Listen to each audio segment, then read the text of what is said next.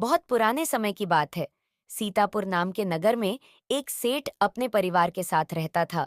सेठ बहुत ही धनवान व्यक्ति था। उसके घर में किसी चीज की कोई कमी नहीं थी। उसका लाखों का कारोबार था। सेठ के परिवार के लोग बहुत ही सदाचारी थे। परिवार में जितने भी लोग थे, वह सभी धार्मिक प्रवृत्ति के थे। इस परिवार में एक कन्या ने जन्म लिया, जिसका नाम था संध्या। संध्या बहुत ही बुद्धिमान और संस्कारी लड़की थी।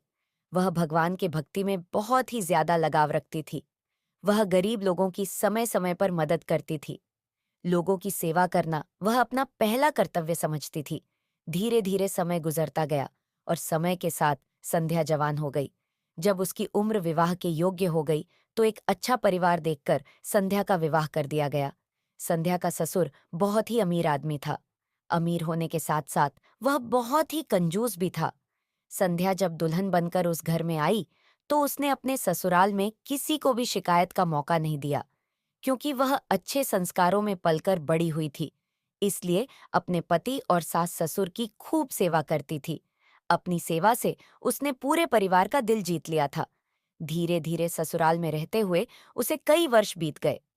एक दिन की बात है, जब सुबह सुबह संध्या अपने घर के आंगन में वह झाड़ू लगा रही थी, तभी उसके दरवाजे पर एक नवयुवक उम्र का सन्यासी महात्मा आया और दरवाजे के बाहर खड़े होकर वह कहने लगा, मैं सन्यासी द्वार पर खड़ा हूँ, बाबा को भिक्षा दे दो। उस नौजवान सन्यासी की आवाज जब संध्या ने सुनी, तो वह फौरन आंगन में आ गई। संध्या सन्यासी को देखकर कहने लगी, अरे बाबा, तुम्हें इतनी भी जल्दी क्यों है? थोड़ा सब्र कर लेते। तो वह सन्यासी बोला, देवी, मुझे डर लग रहा है। तो सन्यासी का जवाब सुनकर संध्या हंसने लगी। इधर उस सन्यासी और सेठ की बहू का वार्तालाप चल रहा था। उधर संध्या का ससुर उस समय घर में मौजूद था। वह सेठ उन दोनों की बातें बड़े ही गौर से सुन रहा था। जब उस सेठ ने अपनी बहू के मुंह से यह बातें सुनी, जो उसने सन्यासी से कही थी, आखिर इतनी भी जल्दी क्या है? यह सुनकर संध्या के ससुर के कान खड़े हो गए, क्योंकि संध्या अभी नई नवेली दुल्हन थी और वह सन्यासी भी जवान था। नौजवान सन्यासी और अपनी बहू की बातें सुनकर वह सेठ सोचने लगा, लगता है मेरी बहू और इस सन्यासी महात्मा का कोई चक्कर चल रहा है। मेरी बहू की मंशा कुछ ठीक मालूम नहीं पड़ती। इसलिए तो सन्यासी ने कहा है कि मुझे डर लग रहा है। अब तो ससुर उनकी बातें बड़े ही ध्यान से सुनने लगा। उसने देखा कि उसकी बहू संध्या और सन्यासी दोनों हंस हंस कर बातें कर रहे थे। सेठ सोचने लगा कि हो ना हो, मेरी बहू का इस सन्यासी के साथ कोई ना कोई संबंध तो जरूर है। मैं आगे सुनता हूं कि यह लोग क्या क्या बातें करते हैं। अब सेठ अपने चारपाई से उठकर कान लगाकर उनकी बातें सुनने लगा। इधर सन्यासी ने सेठ की बहू से पूछा, है देवी, तुम्हारी उम्र कितनी है? उस सन्यासी के बात का उत्तर देते हुए संध्या कहने लगी, महात्मा, अभी मेरी उम्र ही क्या है, मैं तो अभी सिर्फ 10 वर्ष की हूँ। संध्या का ससुर अपने कमरे में खड़ा हुआ उन दोनों की बातों को ध्यान से सुन रहा था। जब उसने सुना कि मेरे बेटे की पत्नी कह रही है कि उसकी उम्र अभी तो सिर्फ 10 वर्ष की है, तो इन शब्दों को सुनने के बाद संध्या के ससुर के दिमाग को झटका सा लगा। आखिर मेरी बहू यह सब क्या कह रही है? उसको इस सन्यासी महात्मा से इतना बड़ा झूठ बोलने की क्या जरूरत है? इसने अपनी उम्र इतनी कम क्यों बताई है? उधर महात्मा ने उस बात को दोहराया, अच्छा, तुम्हारी उम्र सिर्फ 10 वर्ष की है। संध्या हंसकर कहने लगी, जी महात्मा जी, अभी तो मेरी आयु सिर्फ 10 वर्ष की है। सन्यासी पूछने लगा, तो देवी, तुम्हारी सासू माँ तो घर पर होगी ही, उनकी क्या उम्र है? सन्यासी के पूछने पर संध्या कहने लगी, महात्मा जी, उनकी उम्र तो मात्र 8 वर्ष की है। जब सेठ ने यह सुना कि मेरी बहू मेरी पत्नी की उम्र सिर्फ 8 वर्ष बता रही है, तो सेठ का दिमाग चकरा गया। सेठ सोचने लगा कि कहीं मेरी पुत्रवधू पागल तो नहीं हो गई है। वह अपनी उम्र सिर्फ 10 वर्ष बता रही है और मेरी पत्नी की उम्र 8 वर्ष बता रही है। आखिर मेरी पुत्र वधू को हो क्या गया है? ये कैसी बातें कर रही है? देखता हूं कि आगे इनमें और क्या बातें होती हैं। ये बात तो पक्की है कि मेरी बहू मेरे बेटे की आंख में धूल झोंक रही है। यह तो इस सन्यासी से प्रेम कर बैठी है, नहीं तो अपनी उम्र इतनी कम बताने का क्या मतलब था? दूसरा विचार सेठ के मन में यह आया कि मैं अभी अपनी बहू से जाकर सब कुछ पूछूं, लेकिन सोचने लगा कि अभी इतनी जल्दी बीच में बोलना ठीक नहीं रहेगा। पहले मैं उनकी पूरी बात सुनता हूँ। आखिर ये दोनों आगे और क्या-क्या बातें करते हैं। जब वह सन्यासी यहाँ से चला जाएगा, तब मैं अपनी बहू उसकी मंशा पूछूंगा और फिर इसकी शिकायत मैं अपने बेटे से भी करूंगा। वह सेठ अपनी बहू और उस सन्यासी की बातें फिर से बड़े ध्यान से सुनने लगा।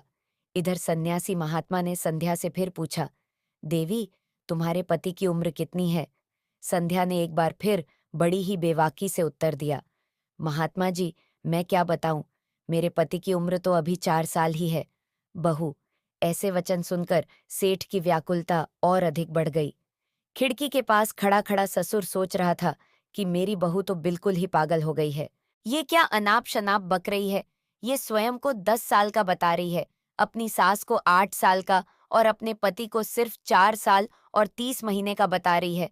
अब तो हद ही हो गई है इस हिसाब से। तो ये मेरी उम्र कितनी बताएगी?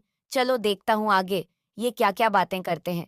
पहले मैं इन दोनों की पूरी बातें सुन लेता हूँ कि यह मेरे बारे में क्या बोलेगी। उस सन्यासी महात्मा ने एक बार फिर से बहू से कहा, अच्छा, आपने अपनी और अपनी सास की आयु और अपने पति की आयु तो मुझे बता दिया। अब तुम मुझे ये भी बताओ कि तुम्हारे ससुर की उम्र कितनी है। सन्यासी महात्मा के पूछने पर संध्या कहने लगी है, सन्यासी महाराज, अपने ससुर की उम्र तो मैं क्या बताऊं, मेरे ससुर का तो अभी जन्म भी नहीं हुआ है। बहू के इस जवाब में सेठ को पागल कर दिया। वह पागल सा हो गया। उसका दिमाग चकराने लगा। अब तो उसे कुछ भी समझ नहीं आ रहा था कि आखिर यह सब क्या चल रहा है। मेरे बेटे के साथ इसका विवाह हुआ है और यह कह रही है कि मेरे ससुर का तो अभी जन्म ही नहीं हुआ है। आखिर मेरी बहू मेरे बारे में ये सब क्या कह रही है। अब तो मुझे ऐसे लगता है कि या तो ये पागल हो गई है। सेठ की बहू सन्यासी महात्मा को भिक्षा देने के बाद अपने घर के अंदर चली आई। इधर मन ही मन जलता हुआ सेठ अपने कमरे से बाहर निकल आया और फिर उसके मन में आया कि मैं जाकर अभी अपनी बहू से यह बात पूछूं कि वह उस नौजवान साधु के साथ हंसकर क्या उल्टी सीधी बातें कर रही थी। फिर उसके मन में दूसरा विचार आया कि नहीं, मेरी बहू तो चरित्रहीन है, मैं उससे क्या पूछूं। मैं तो खुद अपने कानों से सब सुना है और अपनी आंखों से देख लिया है। जरूर साधु के साथ मेरी बहू का कोई अवैध संबंध है। मेरी बहू होते हुए भी इस समय इसने हमारे खानदान की नाक कटवा दिया। अब मैं इसे अपने घर में नहीं रखूंगा। यह बात मैं पंचायत के सामने लेकर जाऊंगा। पंचायत के सभी पंचों के सामने ही मैं अपने पुत्र वधू से सवाल करूंगा। मुझे तो अब इसे पुत्रवधू कहते हुए भी बहुत घिन आ रही है। सेठ ने तुरंत संध्या के माँ बाप के घर में खबर पहुंचा दी कि जैसे भी हो वैसे ही तुरंत सीधे यहाँ चले आए। ऐसा विचार करके वह सेठ अपने घर से निकलकर बाहर चला गया। घर से निकलने के बाद वह सीधे पंचों के पास गया। पंचों की टोली ने जब सेठ को आता हुआ देखा तो मुखिया पूछने लगा, आज आपके इधर आने का क्या कारण है सेठ जी? आप तो बहुत ही परेशान दिखाई दे रहे हैं। क्या कोई बात हो गई है? सेठ दुखी होकर कहने लगा, पंच परमेश्वर, आज मैं किसी को मुंह दिखाने के लायक नहीं रहा। मेरी पुत्र वधू तो बहुत ही चरित्रहीन निकली। इसके साथ साथ वह इतनी बड़ी झूठी और मक्कार है कि मैं आपको बात नहीं सकता। अपनी बहू से छुटकारा पाना चाहता हूँ। मैं तो जैसे तैसे करके वहां से बचकर आया हूँ, नहीं तो आज मैं अपनी बहू की बातें सुन सुनकर पागल हो जाता। पंचों ने पूछा, आखिर ऐसी क्या बात हो गई जो आप पागल हो जाते? सेठ कहने लगा, मुखिया जी, पहले आप सभी लोग मेरे घर पर चलिए। मैं वहीं पर जाकर पंचायत के सामने ही अपनी बात बताऊंगा। तब सेठ के बार बार आग्रह करने पर सभी पंच सेठ के साथ चल दिए। इधर सभी पंच सेठ के चौपाल पर पहुंचे और उधर संध्या के माता पिता भी आ चुके थे। सेठ ने अपनी चौपाल पर पंचायत बिठा दी। सभी लोग सेठ के दरवाजे पर इकट्ठा हो गए। संध्या के माता पिता भी वहीं पर बैठे हुए थे। इधर पंचों ने सेठ से कहा, सेठ जी, ऐसी कौन सी बात है जो आपने अपने घर पर पंचों को बुलाया है? आपके घर में ऐसी कौन सी समस्या आ गई जिसे लेकर पंचायत करनी पड़ी? अब तो सभी पंच तुम्हारे घर पर आ चुके हैं। बताओ, आखिर बात क्या है? तब सेठ ने कहा, मुखिया जी, मैं अपनी पुत्रवधू संध्या को पंचायत में बुलाना चाहता हूँ। सबसे पहले आप मेरी बहू को बुलवाइए। पंचायत का आदेश मिलते ही तुरंत संध्या को बुलवाया गया। जब सेठ की बहू आ गई तो पंचों ने फिर से कहा, सेठ जी, अब तो आपकी बहू भी आ गई है। अब तो बताइए कि आखिर ऐसी कौन सी बात है? तुम्हारी बहू ने ऐसा क्या कर दिया जो तुम इतने दुखी हो रहे हो? सेठ कहने लगा, मुखिया जी, आज सुबह जब मैं सोकर उठा तो मैंने कुछ ऐसा देखा जिसे देखकर और सुनकर मैं बहुत ही दुखी हो गया। मैंने देखा कि मेरी बहू आंगन में झाड़ू लगा रही थी कि तभी दरवाजे पर एक नौजवान साधु आ गया। वह दरवाजे के बाहर खड़ा होकर भिक्षा मांगने लगा। जैसे वह सन्यासी महात्मा की आवाज मेरे कानों में पड़ी तो वह इस समय भिक्षा लेकर द्वार पर आ गई। कितना कहकर सेठ चुप हो गया। तब मुखिया ने कहा, सेठ जी, इसमें दुखी होने वाली कौन सी बात है? यह तो अच्छी बात है। ये तो हर नारी को करना चाहिए। बस इतनी सी बात के लिए तुमने अपने द्वार पर पंचायत बुला ली। घर के दरवाजे पर आए हुए साधु सन्यासी एवं भूखे भिखारी को भिक्षा देना हर नारी का धर्म है। इसमें इतना परेशान होने वाली क्या बात है? तब सेठ कहता है कि आप सभी लोग जरा सब्र कीजिए। मैं आपको पूरी कहानी सुनाता हूँ। मेरी बहू की करतूत सुनकर आप लोग भी पागल हो जाएंगे। मेरी समस्या बहुत बड़ी है। यदि कोई छोटी सी बात होती तो मुझे कोई फर्क नहीं पड़ता। मैं पंचायत क्यों बुलाता? आप लोगों को परेशान क्यों करता? दरअसल बात बहुत ही गंभीर है और उसका फैसला सिर्फ पंचायत में ही हो सकता है। मुखिया ने कहा, ठीक है सेठ जी, आपकी बातें सुनकर तो ऐसा लग रहा है जैसे कोई बड़ी बात नहीं है। सेठ जी बोले, अरे नहीं, जिस बात को लेकर मैं इतना चिंतित हूं वह बात आप भी जान लेंगे तो आप भी मेरी परेशानी को समझ जाएंगे। तब मुखिया कहने लगा, सेठ जी, आप इतनी देर से हमें गोल गोल घुमा रहे हैं, साफ साफ क्यों नहीं बताते कि आखिर बात क्या है? तब सेठ ने कहा, देखो, बात यह है कि मेरे दरवाजे पर भिक्षा मांगने के लिए एक नौजवान सन्यासी आया तो मेरी बहू को चाहिए था कि वह चुपचाप ले जाकर उसे भिक्षा दे देती। उससे बातचीत करने की क्या जरूरत थी? और अगर बातचीत कर भी रही थी तो उसे ऐसी बातचीत की यदि आप लोग भी सुन लेंगे तो आपको भी लगेगा कि मेरी बहू ठीक नहीं है। और तब आपको समझ में आएगा कि आखिर मैंने पंचायत क्यों बुलाई है। अब आप लोग ये बात मेरी बहू के मुख से ही सुनिए कि मेरी बहू और नौजवान सन्यासी के बीच क्या बातचीत हुई थी। सेठ की बात सुनकर उसकी बहू कहने लगी, पिताजी, बताने के लिए तो मैं भी बता सकती हूँ कि मेरे और उस सन्यासी के बीच में क्या बातचीत हुई थी। लेकिन पिताजी, घर में पंचायत तो आपने बुलाई है, इसलिए पहला अधिकार आपका बनता है कि आप बताएं। उसके बाद में आपके एक एक सवाल का उत्तर दूंगी। बहू की बात सुनने के बाद पांचों को भी लगा कि वह ठीक कह रही है, तो मुखिया ने सेठ से कहा, आप इधर उधर की बातें मत घुमाइए। अपनी समस्या को हमें बता दीजिए। आपको अपनी बहू से क्या परेशानी है? उसने ऐसा क्या कर दिया जो आपको इतनी बेचैनी हो रही है? क्या उसने कोई ऐसा कदम उठा लिया तो समाज और मर्यादा के विरुद्ध है? यदि उसने ऐसा किया है तो उसे पंचायत की ओर से दंड दिया जाएगा। आप बिल्कुल निश्चित रहे। पहले आप पंचायत को पूरी बात बताइए। तब सेठ बोलने लगा, अरे भाई, बात कुछ ऐसी है जिसे बताने में मुझे ही बहुत शर्म आ रही है। आप लोगों को तो मालूम है कि मैं इस गांव का बहुत इज्जतदार व्यापारी हूँ, लेकिन मुझे लगता है कि मेरी बहू ने मेरी सारी इज्जत मिट्टी में मिला दी। मेरा सारा मान सम्मान उसने महात्मा से बातें करके धूल में मिला दिया। ना तो मैं कह सकता हूँ और ना ही आपको सुनने में अच्छी लगेगी, इसलिए आप बहू से ही पूछ लीजिए। तो मुखिया ने बहू से कहा, बहू, अब तुम ही बता दो।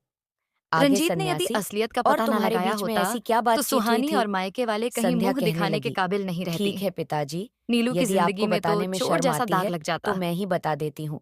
वह मेरे और महात्मा के बीच में क्या बातचीत हुई थी। लेकिन पिताजी, शुरुआत तो आपको ही करनी पड़ेगी। पहले बात आप कहेंगे और फिर मैं उसका उत्तर दूंगी।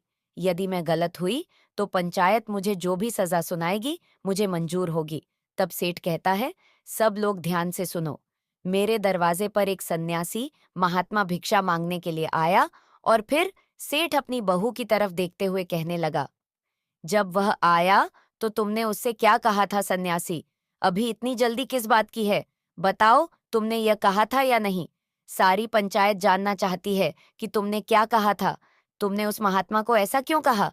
ससुर के वचन सुनकर बहू कहने लगी, हाँ पिताजी, मैंने यह बात उस महात्मा से कही थी कि सेठ बोला।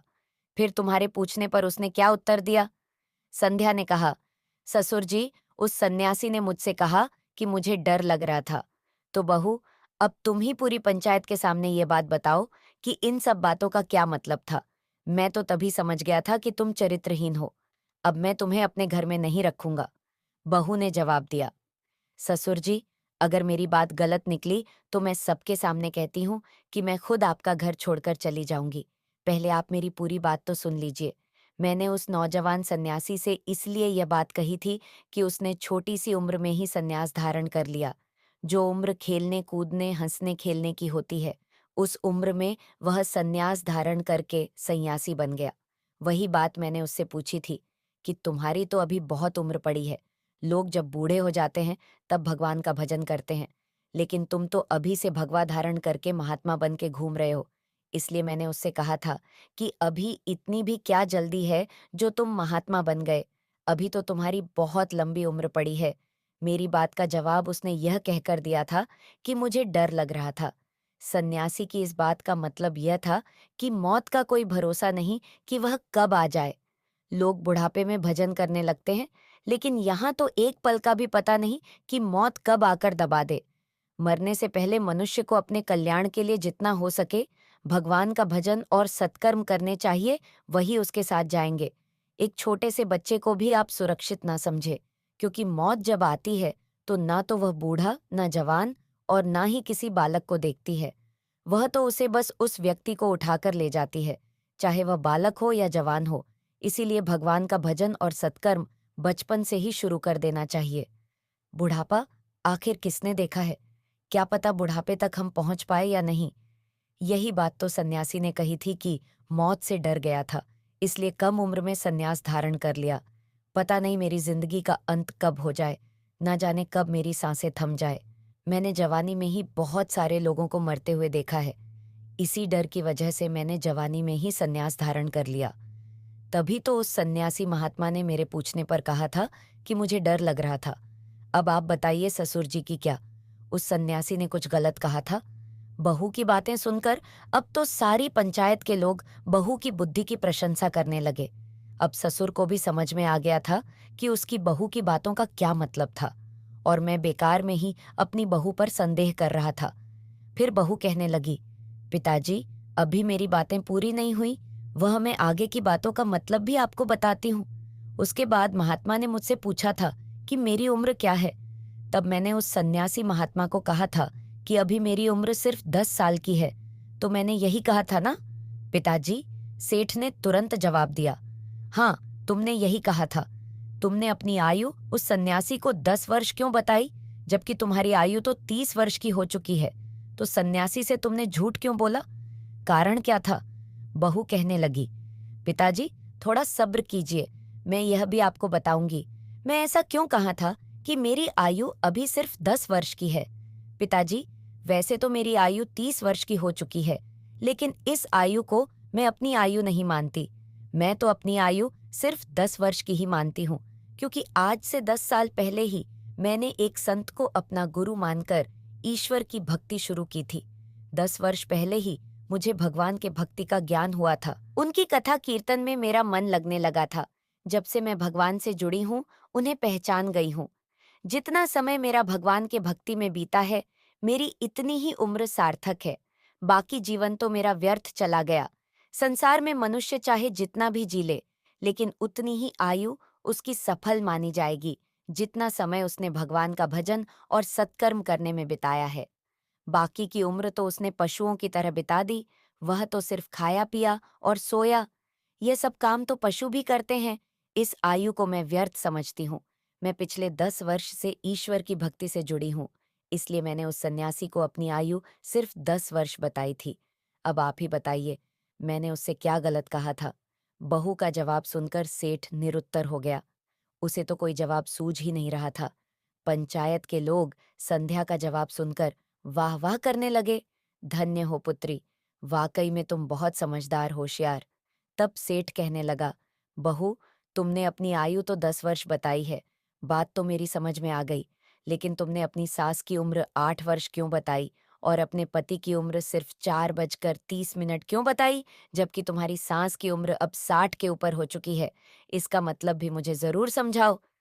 तब सेठ के पुत्र वधू कहने लगी, पिताजी, आप मेरी बातों को बहुत ही ध्यान से सुनिए कि सन्यासी के पूछने पर मैंने ऐसा क्यों बोला था ससुर जी। जब मैं अपने मायके से ससुराल आई थी, तब ना तो आपके घर में कोई पूजा पाठ होता था और ना ही कोई कथा सत्संग। लेकिन मेरे कहने पर सासू माँ ने सत्संग में जाना शुरू किया। भगवान के भजन सुनने लगी और ईश्वर की भक्ति करने में लग गई और उन्हें भजन करते, सत्संग सुनते हुए, भगवान की पूजा करते हुए अभी 8 साल का समय हो गया है। इसलिए सन्यासी महात्मा के पूछने पर मैंने उन्हें 8 साल की उम्र बता दी कि मेरी सासू माँ की उम्र अभी 8 साल की ही है। अब आप बताइए कि पिताजी मैंने क्या गलत कहा था? बहू की बात सुनकर सेठ कहने लगा, अच्छा, तो यह बात थी। मैं तो तुम्हें पागल समझ रहा था। संध्या ने कहा, पिताजी, इसी हिसाब से मैंने अपने पति की आयु भी 4 साल बताई थी, क्योंकि पिताजी 4 वर्ष पहले सासू माँ की तबीयत बहुत खराब हो गई थी और उनसे चला भी नहीं जा रहा था। तब मेरे पति मुझे और मेरी सासू माँ को मंदिर तक ले जाया करते थे। इसी बहाने मेरे पति को भी भगवान के दर्शन हो जाते थे। धीरे धीरे उनकी रुचि भी भगवान की भक्ति में बढ़ने लगी। इसलिए ऐसा समझ लो कि मेरे पति का जन्म उसी दिन हुआ था। इसलिए मैंने सन्यासी महात्मा के पूछने पर अपने पति की उम्र सिर्फ 4:30 बताई थी। और पिताजी, अंत में आपकी बात मैंने आपके बारे में यह कहा था कि अभी मेरे ससुर का जन्म भी नहीं हुआ, क्योंकि पिताजी, जिस दिन से मैं अपने ससुराल में आई हूँ, तब से मैं देख रही हूँ ना, तो आप कभी भगवान के मंदिर, न कभी आप पूजा पाठ करते हैं, न कभी आपने किसी साधु सन्यासी का सत्कार किया है। यहाँ तक कि आपने कभी अपने हाथों से कोई दान भी नहीं दिया, कोई पुण्य का कार्य भी नहीं किया। आप तो धर्म कर्म के काम से बिल्कुल दूर ही रहे। इसीलिए मैंने आपके बारे में बोला था कि अभी तो आपका जन्म ही नहीं हुआ है। आपने अपनी जिंदगी में कभी 2 रुपए का दान नहीं किया। तब सेठ कहने लगा, देखो, मैं पूरा दिन दुकान पर बैठा रहता हूँ, व्यापार में लगा रहता हूँ। मुझे पूजा पाठ करने का, कथा कीर्तन सुनने का समय नहीं मिल पाता है। मैं तो तुम लोगों के भविष्य के लिए चिंता करता रहता हूँ और तुम लोगों के लिए धन इकट्ठा करता रहता हूँ। बहू ने उत्तर दिया, पिताजी, आपने कभी अपनी जिंदगी में 2 रुपए का दान भी नहीं दिया। जब भी कोई धार्मिक कार्य होता है, कोई भगवान की चर्चा होती है या भगवान की कथा होती है, आप कभी उसमें नहीं गए। यहाँ तक कि कभी घर में बैठकर भी अपने ईश्वर का ध्यान नहीं किया। आपने अपने जीवन में कोई भी तीर्थ यात्रा नहीं कि जब आपने अपने जीवन में कोई धर्म कर्म का कार्य नहीं किया, तो मेरी दृष्टि से यही समझिए कि आप अभी तक पैदा ही नहीं हुए। इसलिए उस सन्यासी महात्मा ने जब आपकी उम्र पूछी, तो मैंने उनसे कह दिया कि आप तो अभी पैदा ही नहीं हुए। अपने पुत्र वधू से ऐसी बातें सुनकर सेठ बहुत ही शर्मिंदा हुआ। उसने पूरी पंचायत के सामने अपने दोनों कान पड़कर अपनी बहू से क्षमा मांगी और अपनी बहू से कहने लगा, बेटी, मैं तुम्हारे बारे में गलत सोच रहा था, मुझे क्षमा कर दो। तुम्हारी बातें सुनकर तो मुझे ऐसा लग रहा है कि मुझे तुम पर गर्व होना चाहिए कि तुम सचमुच बहुत बुद्धिमान हो।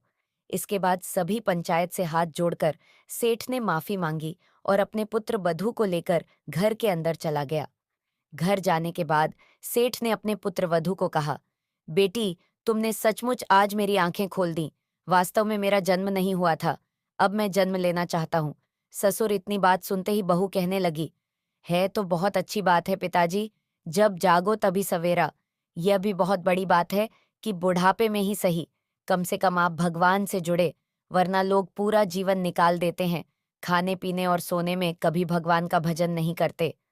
अगले दिन सेठ ने अपने मुनीम को अपने पास बुलाया और कहने लगा, मुनीम जी, हमारे गोदाम में जो पिछले साल का बचा हुआ अनाज पड़ा हुआ है, वह अनाज अब खराब हो रहा है। उसको आज तक किसी व्यापारी ने नहीं खरीदा। उस अनाज को मैं गरीबों में बांट रहा हूँ। सारा लोगों को दान कर दूंगा। अब मैं अपनी बची हुई जिंदगी में खूब दान पुण्य का कार्य करूंगा। इस प्रकार सेठ के मुनीम ने पिछले साल का वह अनाज बोरियां में भरवाकर सेठ के दरवाजे पर रखवा दिया। वह अनाज बारिश में भीगने के कारण खराब हो गया था। सेठ ने सोचा कि इस बेकार अनाज को मैं गरीबों को दान कर दूंगा। जैसे ही सेवादार ने खराब अनाज की बोरियां सेठ के दरवाजे पर पहुंचाई, तो उन बोरियों में से बदबू आ रही थी। बदबू की वजह से सेठ की बहू घर से बाहर निकल कर आई। संध्या ने घर से बाहर आकर देखा कि खराब गेहूं की बोरियां भरी हुई। इस पर संध्या ने अपने ससुर से पूछा, पिताजी, यह अनाज की बोरियां आपने यहाँ पर किस लिए मंगवाई है? तब सेठ ने कहा, तुमने कल जो कहा था कि मैंने अब तक जन्म नहीं लिया, इसलिए कल से मैं दान पुण्य के कार्य करूंगा और मुनीम से कहकर मैंने अपने गोदाम से यह गेहूं की बोरियां मंगवा ली है। संध्या अपने ससुर के मनसा को समझ चुकी थी कि मेरे ससुर यह सड़ा हुआ खराब अनाज गरीबों को खिलाना चाहते हैं। संध्या बहुत ही समझदार थी।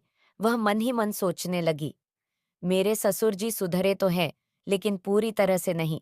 अब तो मुझे ही कुछ ऐसा करना चाहिए कि उन्हें अपनी गलती का ज्ञान हो जाए।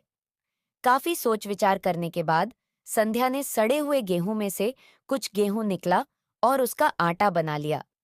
शाम को जब संध्या का ससुर भोजन करने के लिए आया, तो संध्या ने उस आटे के बनी हुई रोटियां बनाकर अपने ससुर के सामने परोसी।